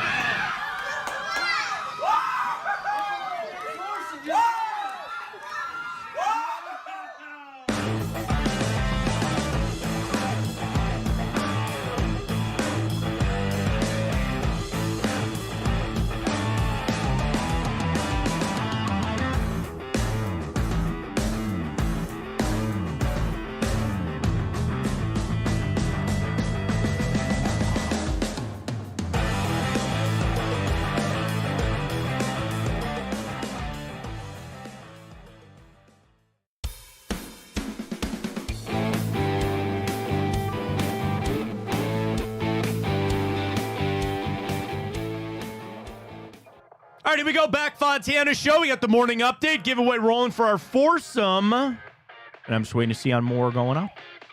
A lot of NFL news. The Commanders have Northwest Federal Credit Union on a naming deal for their stadium. Oh, branding across the stadium and a jersey patch. Huh. You know, not to get into stadium things. We have a lot of other things to do. Is that not a way to kind of offset some of those costs? Is that not millions of dollars? Couldn't you charge somebody $50-20 million? I don't know what that going rate is. Put a name on that stadium. Get that. I know there's probably not a lot of companies lining up with that kind of cash, but I don't know. Anyway, there's news coming out left and right in the NFL side of things. We'll keep you updated on the Browns roster moves as we go on. Welcome back. Fontana Show right here on Big Play. Twitter X is where you want to be today. Follow, retweet for your chance to win that foursome in our golf outing on Saturday. You get to meet Ryan and I. It's worth it in its own right. I'll hit a tee shot for you. Whatever group you're on, I'll give you a free tee shot. You can use it or not. Nobody wants that. What are you talking about? If I get pipe one, man. If I get a hold of one. Good luck. God, I can't wait to I'm not whip you. I cannot wait to just wipe the floor I'm with not your making excuses already, but I did strain my hand yesterday. Like right here on my right there is just like a solid rock right now. So we got to get loosened up. We got to get ready to go. All right, Saturday's where it's at. You can be there with us. Go check it out on Twitter. Ryan's got the stories you got to know. We call it the morning update. Ryan's got it. Please take it away. Okay, well, not a good day for the Guardians as they lose both games against the Royals in the doubleheader. They lose the first one 4-3. They lose the second, they lose the second one 9-4. Salvador Perez, man. Today, game 3 against the Royals, 6:40 first pitch. On the mound for the Guardians, Gavin Williams. For the Royals, it's Michael Lorenzen. Guardians open up as a -155 favorite. They are a semi-big favorite in that. You know the other thing about those two games yesterday? Bobby Witt Jr. must hate Aaron Judge because he would be the AL MVP without a doubt if there was not Aaron Judge doing historic things. Bobby Witt is he's so good. Good, man. He's batting .347. And give Jose Ramirez some love. He's now only the second Guardian in history to be in the 30-30-30 club. 30 home runs, 30 doubles, and 30 steals. That's how good Jose Ramirez. Do you know the other Guardian to be on that list? Say that again. 30-30-30. 30 home runs, 30 steals, 30 doubles. There's only one other Guardian to be on that list. With Jose? Yeah. Manny? No, Manny would never stole bases. Grady? Grady's right. Grady Sizemore is the only other one. Guess, Yeah, I was like, I didn't know if he... Dude, Grady... I don't know, White Sox, we'll see him in a couple of weeks, but he's on it. You know, the other thing is, I kind of see Jose, like, putting together some nice at-bats. I think Steven Kwan's starting to come back out of it a little bit. It's just Naylor right now. I hate to zero in on our guy Josh, man, but that's where it's at right now. Gotta have the bats. You got Gavin Williams tonight. I kind of want a Gavin Williams little parlay going here tonight. I like him for some strikeouts. Ooh, you know what I really want to bet? Gavin Williams to record the win. Do you like that for the Guardians to get a lead, get him out there, get him to 6 innings or something like that? Let me see. Sorry, baseball.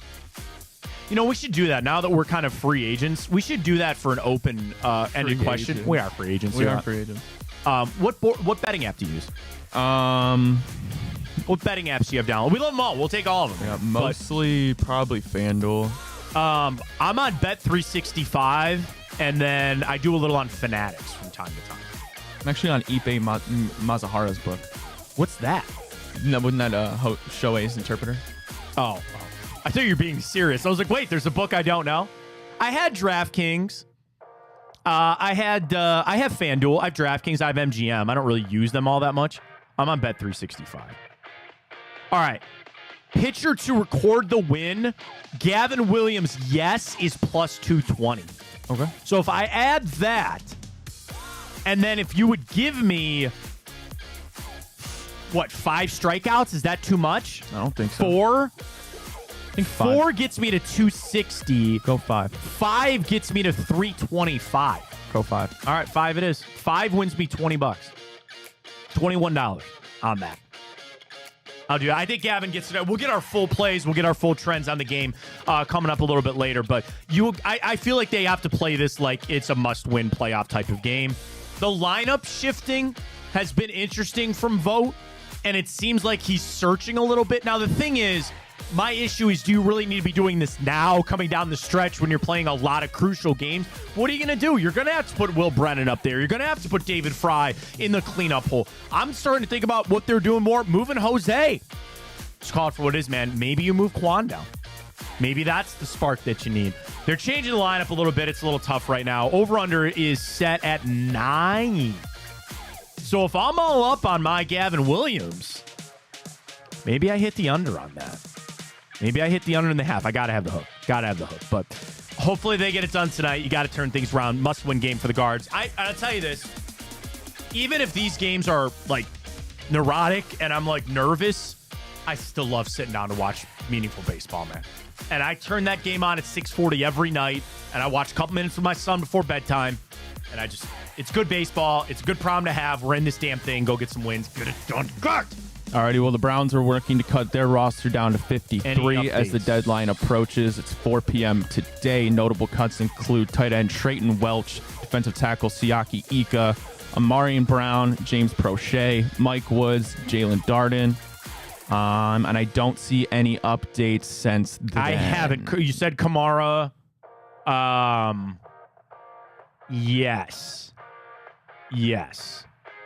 Don't see anything. Again, around the league, we have plenty. And I'm sure the Browns will be active, too, once that deadline, once the waiver hits tomorrow. But, that's pretty much it for right now. We'll keep our eyes out for that as we roll on through it. Alrighty, well, the holdout is over in the Star State. Dallas Cowboys and wide receiver CeeDee Lamb have agreed to a 4-year, $136 million deal. It includes a $38 million signing bonus, $100 million guaranteed. That makes Lamb the second highest paid non-quarterback in NFL history. So I saw the report. The Dallas Cowboys started at 32 per year. CeeDee wanted 34. And then eventually Dallas kind of gave in. And they were closer to that number than the 32 that they started with. Now all eyes turn to Dak. I was listening to ESPN this morning, and was it Peter Burns was on this morning? I think he was. And he was saying he feels like Dak could get a deal done by the end of this week. What a change that could be in Dallas. And I get that it was all kind of drama, and Dak had been playing and practicing, but CeeDee hadn't. That's fine. Eventually, man, you got to pay your star players. You don't let those guys leave. There are 3 pillars for that team. It's Micah Parsons, CeeDee Lamb, and it's Dak Prescott. It's a little like what the Browns were trying to do, right? You had Amari Cooper, you have Deshaun Watson, Myles Garrett. Those are your prime positions. You got to pay them. Salary cap's going up. I'm shocked that it took as long as it did, but I think Dallas did the right thing here. Alrighty, well, history was made in Major League Baseball as catcher Danny Jansen not only became the first player to play for both teams in one game, the Blue Jays and the Red Sox, but he played for them in the same inning. He did so after he took the field for Boston on Monday in the resumption of a rain-delayed game he started for Toronto in June before he was traded to the Red Sox. That doesn't count. I mean, like I get the story. I'm glad they played him for like the little note in history. It's a rain out, man. That doesn't really count. Like, I don't know. I think that's a little off for me, but that's just me. Sorry, I don't mean to crap on things with Major League Baseball. Like, okay, cool, great. But it was a rain out. Do it in the same game. Trade him in the same game and take it from there. But, okay, good, cool story. I thought it was awesome, but it's just a footnote to me. Alrighty, lastly for the morning update, some basketball news. We haven't gotten that in a while. We talked about this a little bit yesterday, but as announced, the Cavaliers will hold its 2024 training camp at IMG Academy in Bradenton from October 1st to October 6th. That will mark the official start of the Cavaliers' preparation for this season. Think about it. We're about a month and a half away. We're about 6 weeks away from Cavs training camp. I can't not think it has something to do with them rebuilding a facility down there on the river and what they might be doing with the Independence one. It's kind of just interesting timing on all that. But, hey, man, they want to go away. They want to galvanize as a team. They want to be together. Great. You talk about pressure, certainly on the Cavs. Kenny Atkinson to get it right, needs his guys focused. We'll see how it goes from there. But I just think it has something to do with that, right? It's got to do something with the facility. Why would you just leave? I would assume so. And the Cavs facility, when they built it, the one out in Independence, it was state-of-the-art. But you know, eventually, as we know things going on with the Browns, those things run their course, and that's kind of where we're at. You ready? Speaking of running scores. All right, we got the Browns today. But damn Commanders. Damn Commanders. The damn Commies. They're kryptonite. Now, we already have our giveaway for the foursome, which is great. Can we do another one for today? Let's find out. Go! Okay, Browns 3,000-yard passing season. We could go Mr. Mayfield. I would go Mayfield. That fly just went right in my eye. Are you okay? No. Dude. Oh, my God. Oh, it's on your forehead. Is it? Oh. I'm just kidding. I was messing with you. Sorry, continue on. Titans 3,000-yard passing season. We could go Mr. Tannehill. It's got to be, right? Ravens, we could go. Well, Joe Flacco. Well, no, he didn't play for the Commanders at all, did he? I don't think so. No. Right? No? Right? No. I don't think so. Okay. All right. All right, Browns, Washington. Oh, gosh, I hate Washington. Jacoby Brissett. Unless, wait, does he work for any of the other one?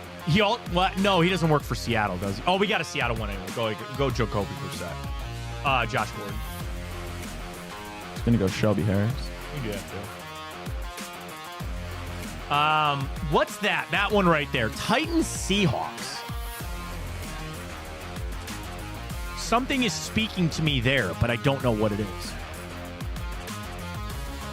Doug Baldwin didn't play for the Titans, did he? Don't think so. Does Adrian Peterson work there? Yeah. Did he play for the Seahawks? Yeah. I think so. And the Titans? Yeah. Yeah? Yeah? Yeah? Yeah. Okay. Yeah, maybe if we just do that more and more, it's like, yeah, we'll just speak it into existence. All right, Ravens, Seattle. Matt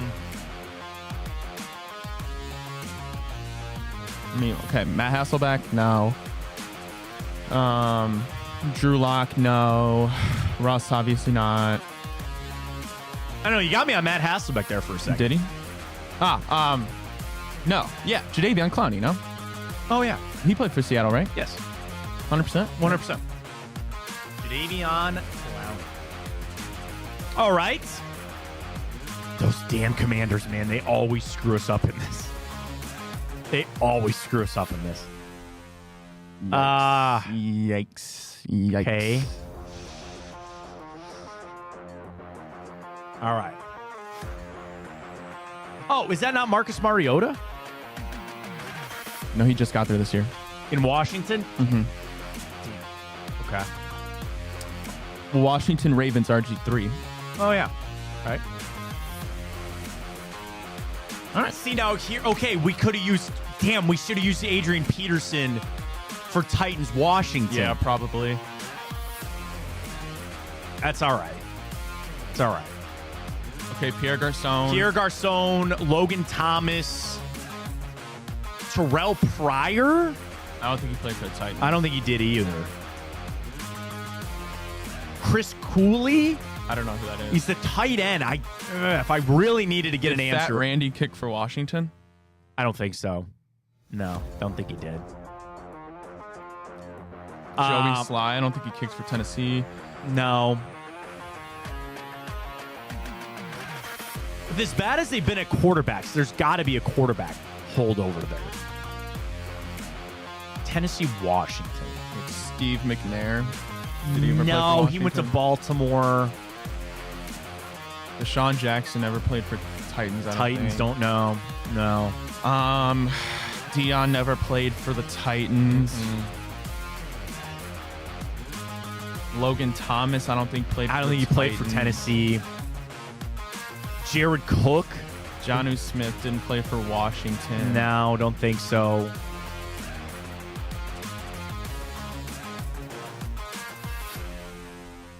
Curtis Samuel never played for Tennessee. Did Chris Johnson ever go to Washington? I don't think so. No, doesn't ring a bell. Fudge. Damn, we should have just put Adrian Peterson there. We jumped Taylor the gun on Heineke that. never played in Tennessee. No. Eric Fisher never played in Washington. Robert Woods never played in Washington. What about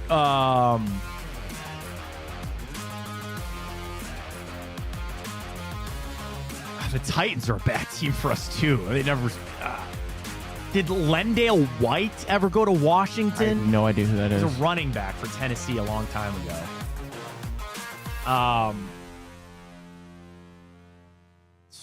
Dude. And again, there's like so many like legacy Washington players. Like I don't think Doug Williams ever went to Tennessee. Obviously, they were Houston, the Oilers. We can go back to that too. Does this count? Why? I just got a text from my friend and he has one and I didn't realize before I looked at it. I didn't even know he's watching. Technically, no, that should not count, but now I'm interested to hear the player. He said Will Compton. Does that even work? Yeah, I think it does. It does. Do we use it or no? Do you want to try to? I mean, it's like. All right, give me another one. If we can come up with another Tennessee, Seattle, and then we would just move Adrian Peterson over. Tennessee and Seattle.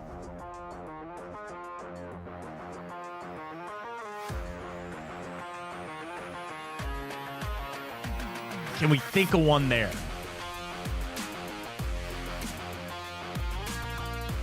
No? All right, just go Will Compton. We'll ace it today. That's fine with me. Oh, yeah? Yeah, might as well. If it works.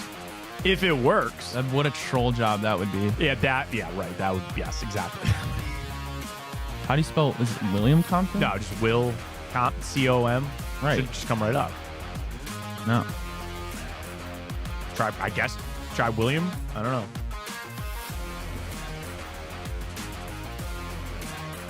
It is William. All right, we'll take it. Scroll on down. Albert Hainsworth. Oh, I forgot about Albert Hainsworth. Who the hell is that? Oh, D-tackle. The most famous thing about Albert Hainsworth was this. He signed some exorbitant contract, I think, when he went to Washington. Then he failed their conditioning test.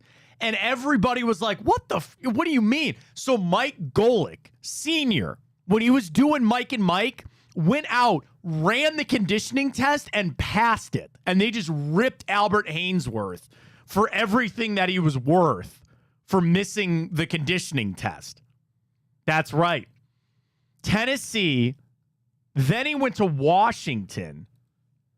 He signed a 7-year, $100 million contract. 41 guaranteed. Up to 115 with incentives. And actually said he took a discount to go play in Washington. After the 2009 season, He refused to participate in off-season workouts and arrived in camp in poor physical condition, unable to pass a basic fitness test. And he also felt inexperienced and unfamiliar with the 3-4 defensive scheme, having previously played in a 4-3. On December 7th of 2010, it was announced that he would not participate in the rest of the season. Not like participate in practice, like he's not going to participate in the rest of the season. After a dispute over his absence, claiming to be ill, and the team suspended him for contract detrimental to the team.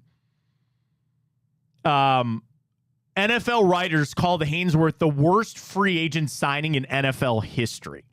He was then traded to the Patriots for a 5th-round draft pick. Less than 4 months into that, he was placed on waivers. Because he was fat? Yeah. So here's the thing about Albert Haynesworth. In his 7 seasons in Tennessee, he never had double-digit sacks, ever. And somehow still got a $100 million contract from the Washington football team. Called a finesse. I guess, man. Albert Haynesworth. Woo! Oh, I didn't know this. I'm glad he's not. He needed a kidney transplant a couple of years ago. He revealed in 2019 his kidneys were failing and needed a donor. Eventually got one in 2021. Ugh. Yeah, Albert Haynesworth. What a pull that was. I've not thought about Albert Haynesworth in quite some time. There you go. All right, retweets are flying for our giveaway for our foursome coming up this Saturday. Go to @MattFontana Show. Do it there. Rolling through here. Seeing if any Browns, Vikings, some Bengals news. Sorry. Just seeing if there's any. I've not seen anything. Wait. Mary Kay? Okay. Zach Eagle, we know. Mike Hall going on the commissioner's exempt list. Mike Woods, Jalen Darden, Games Prochet. We all knew that. Naheim Hines on NFI. So, you don't want to know what? They're going to cut Justin Hardy. I had him making the team. For Mary Kay, Hardy, a Cleveland native, landed in concussion protocol after the game on Saturday night. He could also land on the practice squad. The Browns will go younger at cornerback with Miles Harden and also second-year Khalif Halasi making that spot. I had Justin Hardy making the team. I guess the concussion really kind of hurt him, but again, try to get him to the practice squad, I think, makes a little bit of sense there. And that's it for right now. So, again, we'll keep you updated on all that. We'll come back, rip through Time Hop. We'll get our bets going for the Guardians tonight, and we'll wrap things up here. Stay with us. Fontana Show right here on Big Play. I'm Garage Beer, and this is Bobby Carpenter. Garage Beer. Beer-flavored beer. Beef with an F? Okay, my bad. It's crisp and cool, and it doesn't taste like ass. I'm Bobby Carpenter. I drink in garages because my wife says I don't belong inside. If you like a cold breeze on your bag, drink Garage Beer. It's American, and so can you. Garage Beer. Beer-flavored beer. Well, how do they know I'm doing this? Did somebody leak this out? It's social media. Oh. It's just that's the way social media works now. I thought maybe you were just running that yap.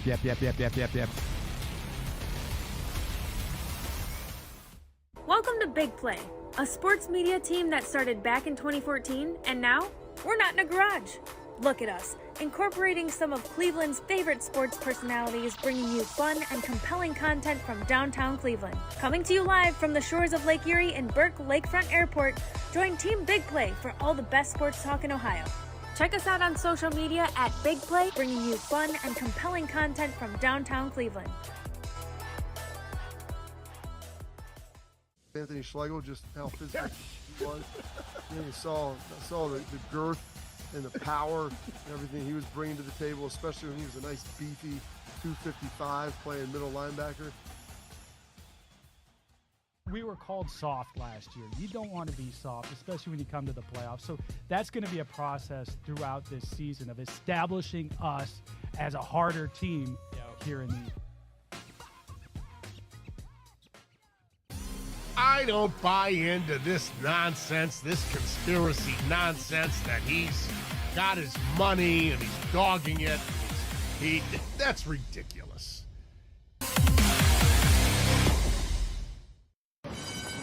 They're off in the Kentucky Derby as Authentic takes them around the far turn. Tis the Laws making his move now, and they're into the stretch. These two stride for stride. Authentic, tis the Law. Here's the wire. Authentic has won the Kentucky Derby.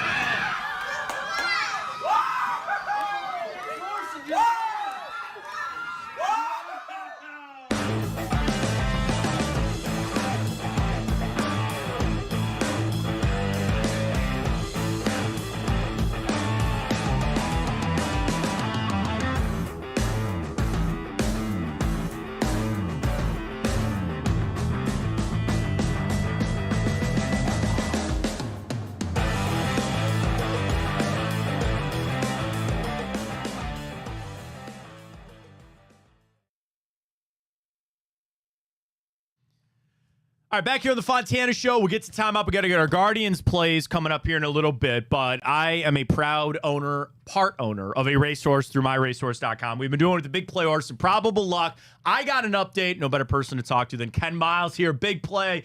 And, of course, Ken, I love it because, you know, we've been talking a lot about My Racehorse, where it's a chance for people to get involved with a horse for not very much money. They can get involved. They can be a part of it. And now we're really in the journey of following along. And I got to tell you, somebody who's a novice horse person, I never thought I'd be this interested about finding out about the horse. So the biggest update is the horse has finally been moved and he's ready to go to start his training. Just tell everybody, I get the email updates, I would say about weekly pretty much from My Racehorse, which is great. But tell everybody where Improbable Luck is now. Okay, first things first, great to be on the show as always. The feedback on the Big Play horse is fantastic. Love it. And I want to remind everybody that even if you haven't bought a piece of the horse, go to bigplay/horse.com, right, Ryan? Bigplay.com/horse. Yep, bigplay.com/horse. Or we have the Twitter account, Big Play Horse. You can follow that too as well. Yeah. And so that's where you can get all these updates. And we're in the midst now of doing a newsletter pretty regularly, which will give the updates for anybody that wants to see what's going on. All right, that said, a lot of people are experiencing, as you said, firsthand what this is like. You don't buy a horse and go right out to the starting gate at Churchill Downs. There's a process behind the scenes, and everybody has to be patient. But these are horses that are learning the basics. So first thing after we bought Improbable Luck, he went to Rebecca Maker's farm, and that's where he just builds up his muscle and learns very basics. And I was just talking about this the other day.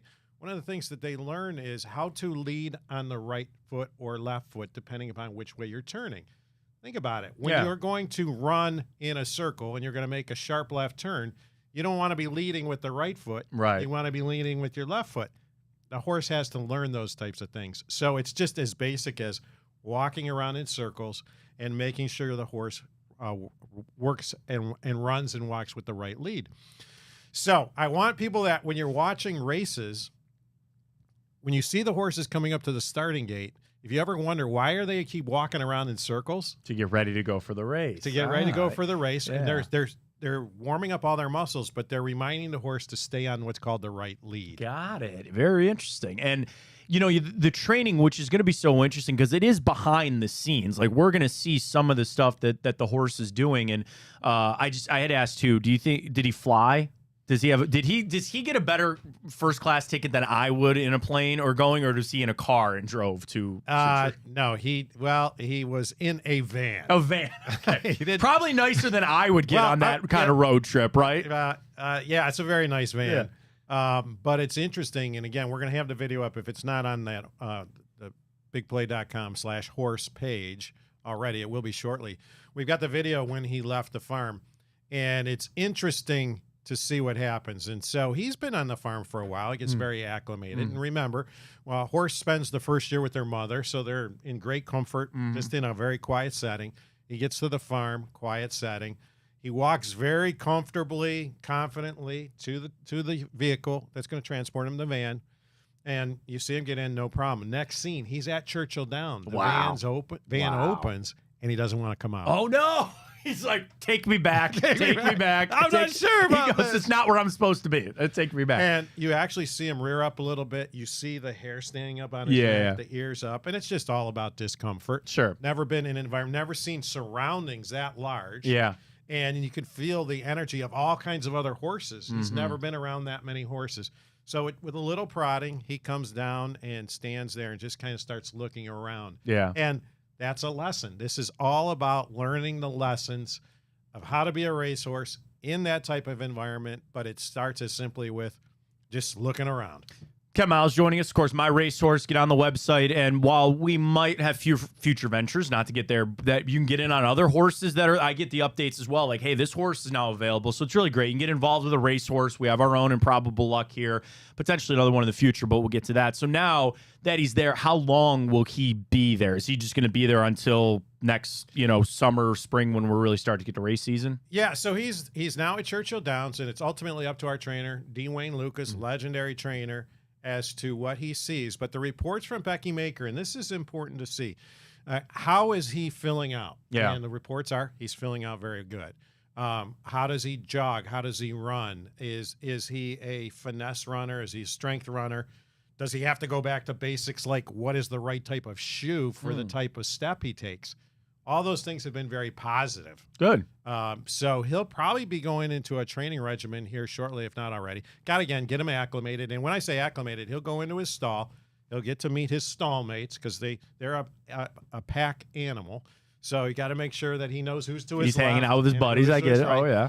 And it's very much a regimented pattern of activity. So they want to keep a consistent schedule for him.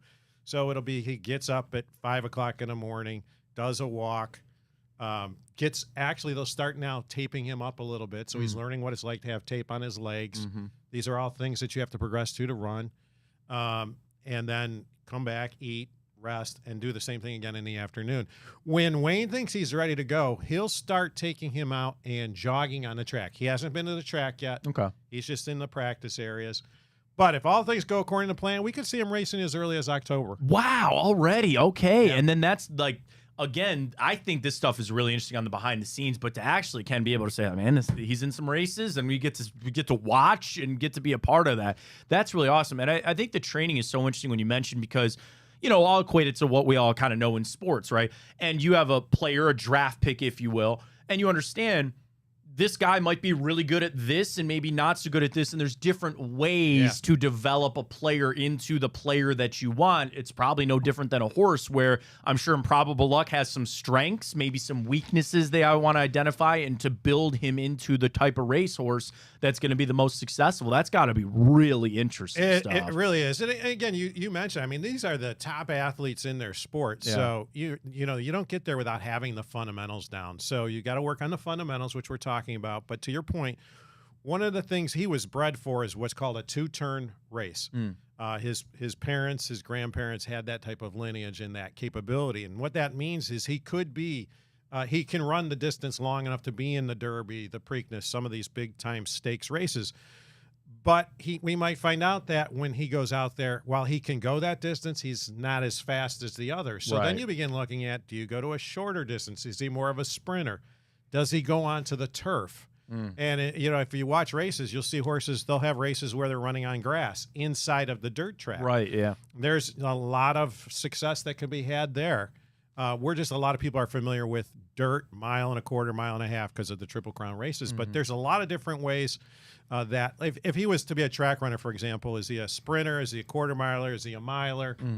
That's got to be determined. Well, I think it's really, again, because we're all a little piece of like being a general manager. Now, you and I aren't, I'm not making the decision like, oh, gee, I really think this is what Improbable Luck should do. But it's just fun to watch, to see that progression and to be able to see it. I'm just blown away that we might even see him this fall, which is just really cool. And knowing that horse racing is year round, Sure. It is like we get all, like you said, hooked up for the Triple Crown and some here and there, but there's horse racing happening year round, and now you can have an involvement and an investment in that, which is just really, really cool. Yeah, just to that point, Seize the Gray, which we all had a lot of fun with this past summer.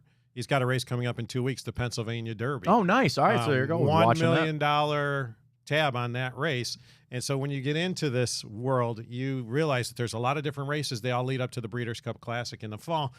I don't want to get ahead of ourselves. We got a long way to go before Improbable Luck is in that category of horse, but it's fun to dream. Well, and I gotta say too, because again, I know that in the future we'll see, but it's like even with my race horse, you could do this every year. Yeah. You could pick a horse every year that you want to just say that this is my horse for the year, and I don't want to say like fantasy football, or like because you're a little more involved than just that, but like.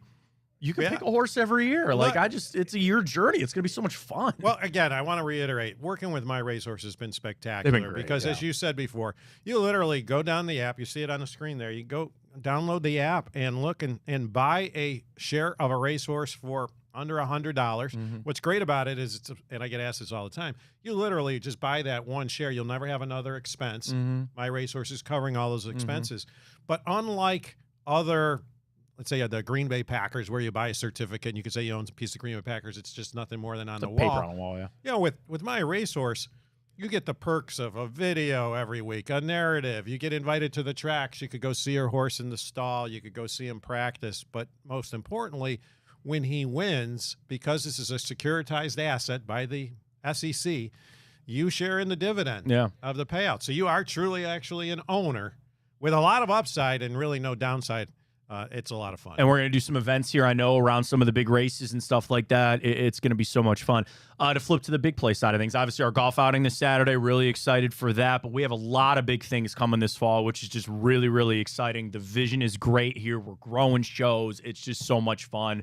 I'm really happy to be a part of it, Ken. I know, just again, the future here, big play, is very bright. Well, Matt, you've been a wonderful asset to everything that we're doing here, and I'm going to give a big tease. I was hoping I was going to be able to come on here today and drop a major announcement. Here we go. But I can't. No, that's all you needed to do. That's all I wanted you to do, Ken, was just a little tease, because again, it's something I know. You are a lifelong Clevelander. I am, and you and we all feel this is something that fans are going to love. They're going to love what we got. A little stick in the fire on this. Can't say anything. We won't say that. anymore, but no. Let me put it to you this way. There are a lot of people that would love to be able to do what we're going to do, and this is going to have national exposure. Stay tuned. You're going to want to be following this guy, Matt Fontana, to know more about it. We'll do it. Yeah, we got it. And again, everybody, the collection of talent and the content we've gone. We're down in Cincinnati. Bobby going daily now. Like, we got it all cooking for you. Download the app.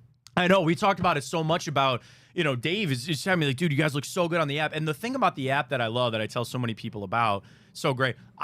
You just want the interviews, right? Like, Jeff Schwartz was just on Come Get Some, right? The Big Play Cleveland show, we are streaming on there. Drennan's on there, all of it. Bobby, dude, Will Howard, how many Ohio State guys are on there? You can get right to the interviews, which are great. I know Dave busts his ass to get that app going, and it's so awesome. It's really a lot of cool. It's great. A lot of momentum here. Let's carry it on to the Guards in the playoffs, the Browns. Come on now. And a great season, and improbable luck to the winner. I love it. Ken, really appreciate you stopping by. Always we appreciate great. it. MyRacehorse.com. You saw the app there up and going. We'll get rolling with that on the updates, and you never know what the future might hold. So we got a big fall coming up. Let's catch our final break. We'll do a little bit of time up. We'll get our bets for the Guardians as well. Stay with us. Fontana Show right here on Big Play.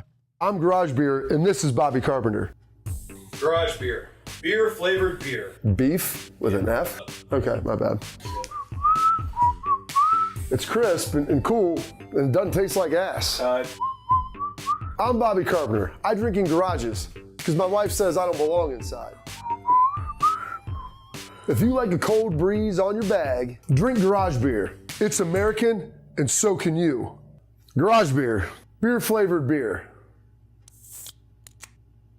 Well, how do they know I'm doing this? Did somebody leak this out?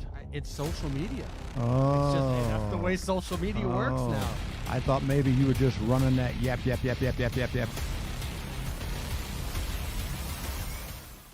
Welcome to Big Play, a sports media team that started back in 2014, and now we're not in a garage. Look at us, incorporating some of Cleveland's favorite sports personalities, bringing you fun and compelling content from downtown Cleveland. Coming to you live from the shores of Lake Erie and Burke Lakefront Airport, join Team Big Play for all the best sports talk in Ohio.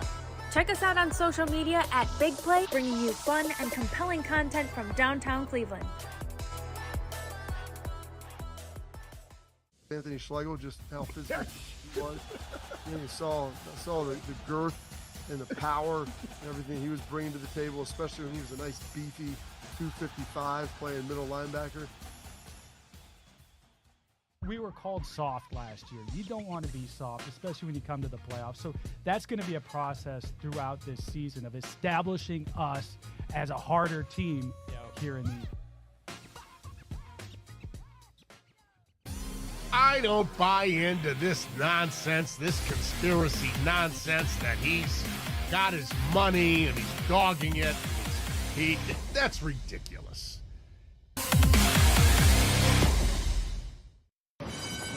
They're off in the Kentucky Derby as Authentic takes them around the far turn. Tis the Laws making his move now, and they're into the stretch. These two stride for stride. Authentic, tis the Law. Here's the wire. Authentic has won the Kentucky Derby.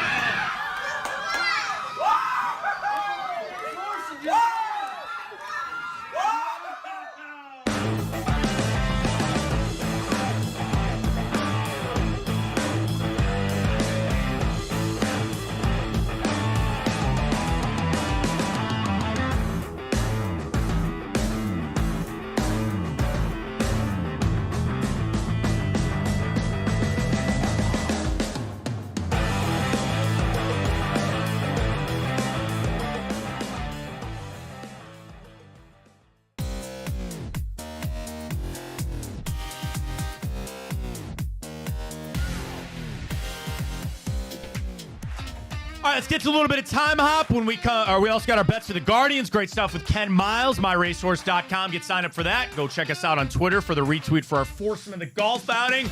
Got it all for you, but let's start with a little bit of time hop. Tell you what happened this day, the 27th of August. Let's go back 2 years ago today. Ryan and I got a little Browns preseason action as we take on the Bears. Now, I remember this game because Justin Fields was in there for Chicago. And he lit it up, and he played pretty well. We ended up falling 21-20, though, as Fields had 3 touchdowns in that game. Jacoby Brissett, Josh Dobbs, and Josh Rosen all played for the Browns. John Kelly and Dearness Johnson, your leading rushers. Your leading receiver was Javon Wims. Mike Harley had a lot of catches in that game as well. Your leading tackler was Sean Jolly for the Cleveland Browns. Sean Jolly. And Tony Fields, who might not make this roster today. We'll have to find out, but it was 2 years ago today. A little preseason action. This day, 2021, I was sad by this trade because we gave up Larry Nance Jr., but we got Lauri Markkanen from the Chicago Bulls this day, 2021. And now Markkanen, I think, has kind of turned himself into a decent player. Like, obviously, you sent him out for Donovan Mitchell. I saw some scuttlebutt this offseason, Ryan, that they wanted the Cavs to get Lauri Markkanen back as a part of this team, but they made that trade this day, 2021. We go back to this day, 2020, where Myles Garrett said that he was going to begin work to petition to criminalize hate speech after he received those direct messages on Twitter with some of just the vile speech. And obviously it's we live in today's society where people think they can just write things on Twitter or put it out there and they should have no repercussions for I say this, and I think it should just be truthful, that people should have to put their address. And it's not that I would go to your house or anything, but when there's things that are said on social media, and you say, well, it's just words. No, it's not. No, it's not. And when you send messages like that, or when you do the things that sometimes people do, I just want you held accountable for that. I just want your employer to know that that's the kind of person that you are. I want your family to know that that is the kind of person that you are. And unfortunately, that's not where we're at. And I think as social media has continued to grow, it is ingrained in our society to the nth degree. I think there needs to be more accountability there. And I know what Myles did with hitting Mason Rudolph and all that kind of stuff, but those DMs he got, man, were just vile. They were just terrible. And I just want people held accountable for it. And I do think hate speech should be criminalized. Absolutely, 100%. This day, 2019, the list of ESPN, the Body Mag, was released, and Myles Garrett was on that list. I would not do that. Yeah, I need to work out a little bit. But, even when they did, remember when they did the whole offensive line for the Philadelphia Eagles did it? I find it weird. I really do. I get that they're creative and how they need to cover up private parts and things like that, but I don't know. The ESPN, and by the way, does ESPN magazine, is it still a thing? Isn't it gone? I have no idea. I have no idea. I have an ESPN subscription. They used to get me ESPN the magazine. I think it's dead, but I don't know. It is what it is. This day, 2003, Mars made its closest orbit to Earth in nearly 60,000 years. It came within 13.4 million miles of Earth. Pretty close. I would imagine, yeah. Light years, things like that, whatever. You can almost touch it. Well, it's like, oh man, Neil deGrasse Tyson had a really good, like, describer of, like, if you had an Earth-sized globe in, like, you know, the school globe that you had, I think it's, the moon would be across the room, and Mars is like a mile away or something like that. And you know what I'm saying? Kind of. I'm screwing it all up here. Yeah, you are. If Earth-sized globe distance to other things. I'm just Googling this quick. I don't know if it would happen, okay? It's there's no way I'm going to do this. There's no way I'm doing it. I know, something like that. Again, if you had like a globe that was like the one you had in your classroom growing up, it's like Mars is across the room and like, or I'm sorry, moon is like across the room. I don't know. I'm going to screw it all up. You tried. I'm trying my best. I don't know what to tell you. Ricky Henderson certainly tried his best. This day, 1982, he stole his 119th base of the season, breaking Lou Brock's single season record for the greatest base steal of all. 119 in a season. Well, what is Ellie at right now? Isn't he coming in on near 80? Let's take a look. Stolen base single season record. Oh, Ellie's at 61. Oh, 61. Okay, so he's way out. So Ronald Acuna had 73. No, that can't be right. What? Wait a minute. Single season records for stolen bases. Okay, Hugh Nickel in 1887 doesn't count. Ricky Henderson ended up with 130. So he stole 119 this day in 1982. He finished with 130. That's crazy. Lou Brock, 118. Again, like Vince Coleman in 1985 had 110. He had 109 in 87. Ricky Henderson had 108 in 1983. Like, I'm trying to see, obviously, and then you're down into the, you know, again, 73 for Ronald Acuna in 20. That's the only one that we've had in the 2000s, is the 73 that he had. I kind of think it's a lost art, you know? You want to know the impressive thing? Ricky Henderson stole 130 bases in 1982. He was only caught 42 times. So what's that? Quick math, like 1 out of every 4 or 1 out of every 3. How many caught? He attempted 172. Okay. So he stole 130, was caught 42 times. He was safe about 76% of the time. 76% of the time. So yeah, 1 out of every 4. 1 out of every 4 this day. That's pretty impressive. This day in history. Speaking of impressive, Guinness Book of World Records debuted this day, 1955. Did you remember? Oh, he was way before your time. Yeah, I wasn't alive in the 50s. Show. No, not that. They had a TV show in the early 2000s called the Guinness Book of World Records Prime Time, I think is what it was called. And they would bring people in to attempt Guinness Books of World Records. They had guys that would try to eat the most worms in a minute. Ew. If you had to attempt a world record, what do you think you would do? Like a legitimate world record. Oh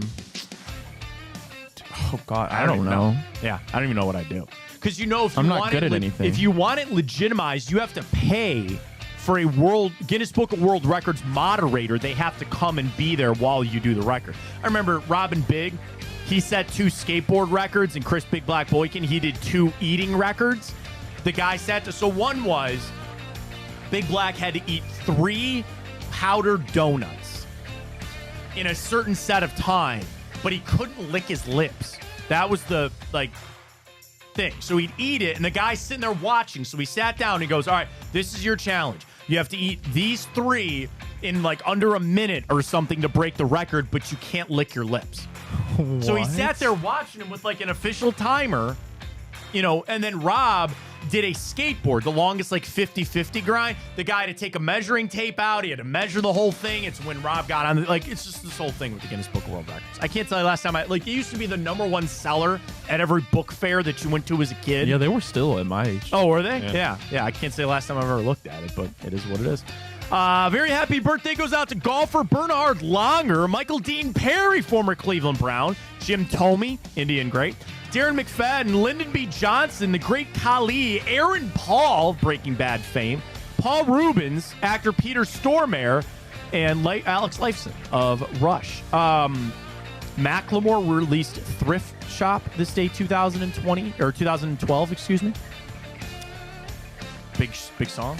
Can we go Thrift Shop? Isn't that what it started? Macklemore. Yeah, let's go thrifting. Yeah, that's it. I don't know.